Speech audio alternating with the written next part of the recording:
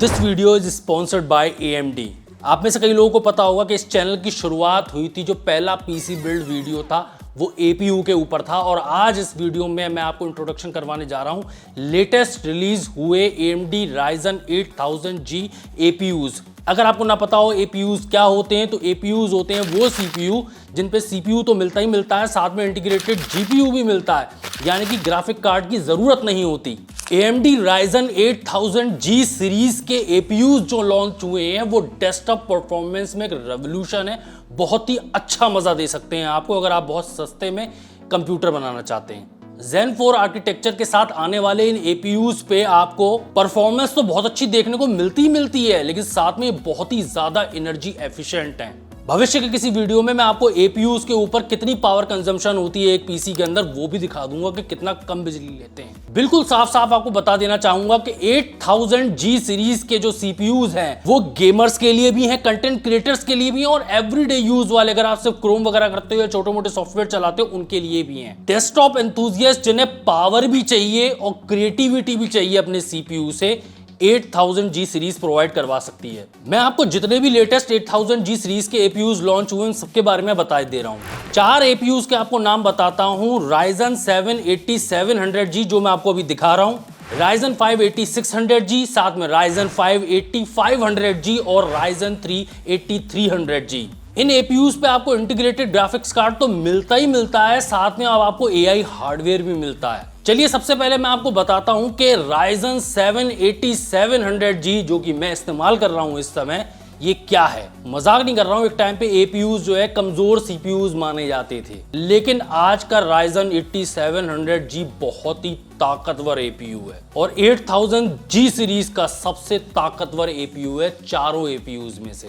8 core 16 thread के साथ आता है ये APU, 24 MB की आपको कैश देखने को मिलती है। लेकिन सबसे ज्यादा मजेदार चीज जो इस पे है वो है Radeon 780M iGPU। लिटरली बता रहा हूं, 780M गेमिंग और कंटेंट क्रिएशन दोनों के लिए ही लाजवाब है।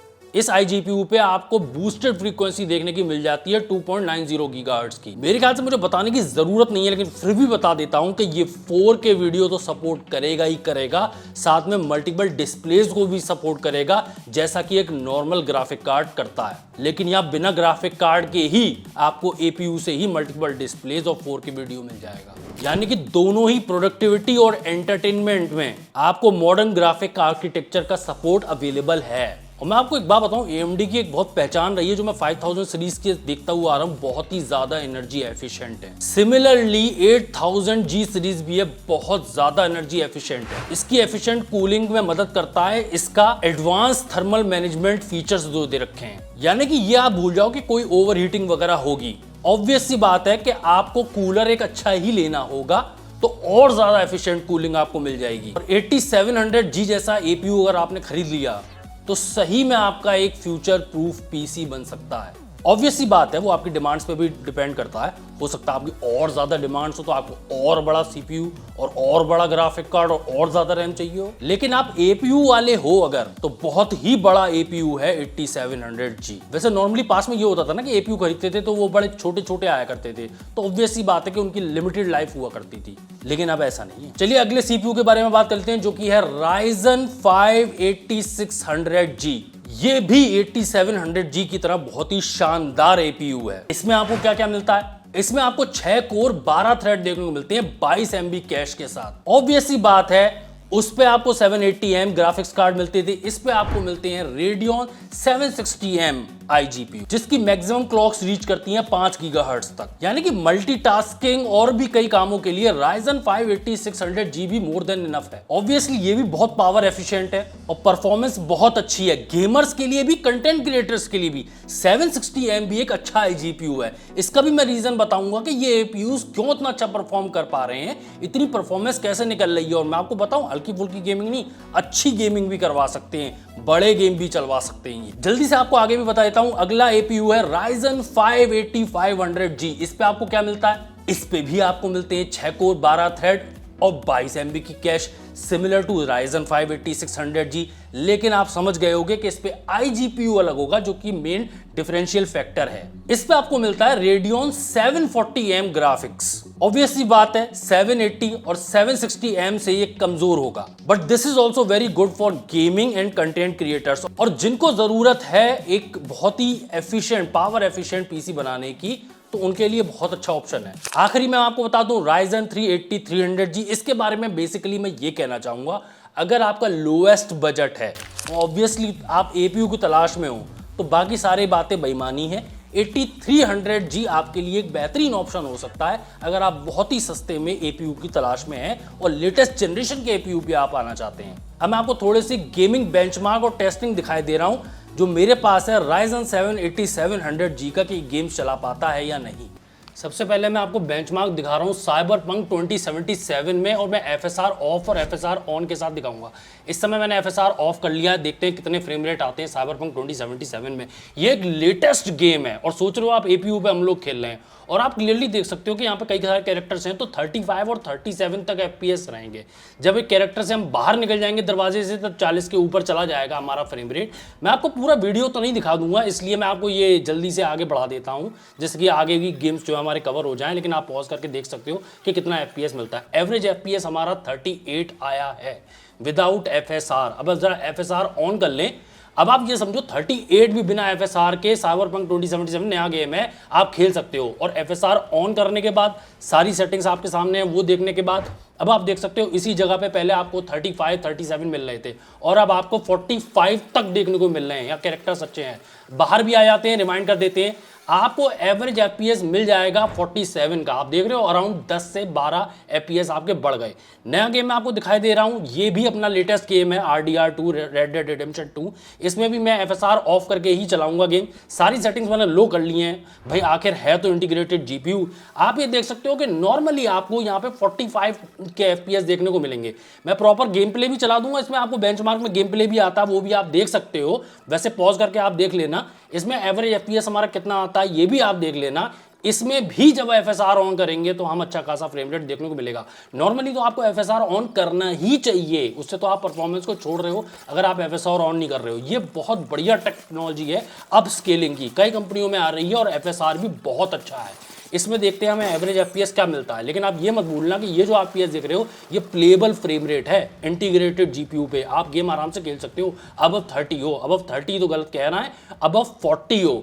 देखें एवरेज FPS इसमें क्या आता है। एवरेज FPS हमारा 42 FPS है, ये विदाउट FSR है। मैं FSR ऑन करे ले रहा हूं आपके सामने, सेटिंग्स में जाके ये मैंने FSR ऑन कर लिया और अब आप देखिएगा कितने FPS मिलते हैं। आप ये समझो कि ये परफॉर्मेंस एक ग्राफिक कार्ड लगाने के बाद मिलती थी और ये परफॉर्मेंस इंटीग्रेटेड GPU मिल रही है। ये नए गेम्स हैं, इस पे आप आराम से खेल सकते हो। इनफैक्ट नए गेम्स तो बिल्कुल ही लेटेस्ट आ रहे हैं 2024 के भी, सारे तो नहीं कह रहा मैं, लेकिन majority of the AAA titles ये गेम आप खेल सकते हो।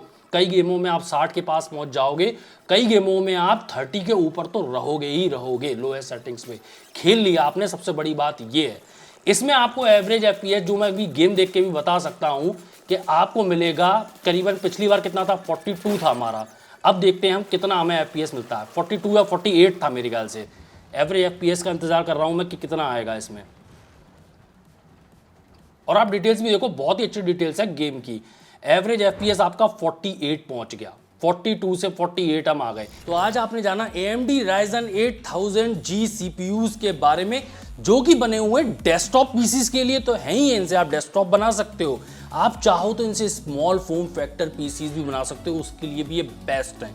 छोटे छोटे केसेस आ रहे हैं बहुत प्यारे प्यारे, ज़रूरी नहीं है मिनी ITX में आप जाओ। माइक्रो ATX मदरबोर्ड लेके माइक्रो ATX के छोटे छोटे केसेस में आप इन APUs की मदद से छोटे पीसी बना सकते हो। लेकिन छोटे पीसीज का मतलब ये नहीं हुआ कि आपकी गेमिंग में कमी रह जाएगी। गेमिंग में भी उतनी शानदार है। एक पावरफुल वर्क स्टेशन बनाना चाहते हो, वर्क स्टेशन को बहुत पावरफुल हार्डवेयर की जरूरत नहीं होती है, लेकिन एक बड़ा CPU मिल जाए तो एक पावरफुल वर्क स्टेशन बन जाता है। उसमें आपको कोई बहुत बड़े गेम्स नहीं चलाने हैं। अगर एक वर्क स्टेशन बना रहे हो जिसमें बड़े ग्राफिक कार्ड की जरूरत नहीं है, APUs बहुत बढ़िया ऑप्शन होता है। और जो मैं आपको बता रहा था कि इसमें आपको AI हार्डवेयर भी मिलता है, AI टेक्नोलॉजी भी आपको मिलेगी इन Ryzen के APUs पे, जिसमें आपको पहली बार NPUs देखने को मिल रहे हैं, न्यूरल प्रोसेसिंग यूनिट्स, एक डेस्कटॉप PC CPU पर। इससे आपको प्रोडक्टिविटी में तो मदद मिलेगी, साथ में कई और फीचर्स जो AI रिलेटेड होते हैं, जैसे नॉइज कैंसिलेशन वगैरह, आप देख रहे हो कई फीचर्स आ रहे हैं, उसमें भी मदद मिलेगी। और ऑब्वियसली बात है, आप पहले से जानते हुए आए हो कि कई जो है ओवरक्लॉकिंग एंथुसियास्ट होते हैं जिन्हें ज्यादा परफॉर्मेंस चाहिए होती है,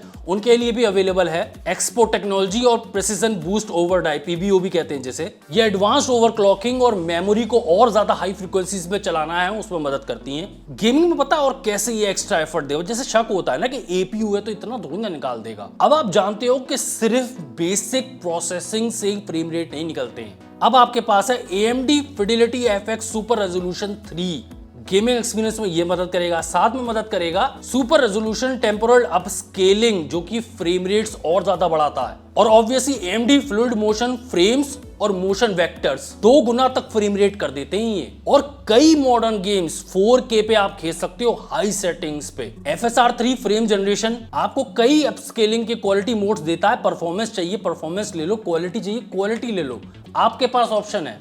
तो AMD Ryzen 8000G सीरीज के डेस्कटॉप प्रोसेसर रीडिफाइन करते हैं कि क्या पॉसिबल है अब कंप्यूटर्स में बनाने के लिए। कई लोग बेचारे दुखी थे कि पुराने APUs अब हम नहीं यूज कर सकते, हमें कुछ लेटेस्ट जनरेशन का ला के दो, और हमें नहीं चाहिए वो CPU और GPU का कॉम्बिनेशन, हमें एक APU ही चाहिए, एक CPU पे ही iGPU, एक पावरफुल iGPU जैसे 780M और एक पावरफुल CPU जैसे कि 8 कोर 16 थ्रेड का कॉम्बिनेशन चाहिए हमें। उनके लिए 8000G सीरीज के प्रोसेसर्स बहुत अच्छे हैं। मैं दोबारा से कहना चाहूंगा, गेमर्स के लिए, कंटेंट क्रिएटर्स के लिए और एवरीडे यूजर के लिए, पावरफुल वर्कस्टेशन वाले के लिए ये APUs हो सकते हैं। अगर आप भी इंटरेस्टेड हैं AMD के APUs में और ज्यादा जानकारी चाहते हैं तो मैंने कुछ लिंक्स दे दिए हैं, आप प्राइसेस वगैरह और उनके बारे में और ज्यादा इंफॉर्मेशन नीचे से ले सकते हैं। वीडियो अच्छा लगा हो तो लाइक करें, चैनल पे पहली बार सब्सक्राइब करें। मैं हूं IG, आप देखते हैं इंडिया चैनल। तुम वीडियो में, तब तक गुड बाय, टाटा।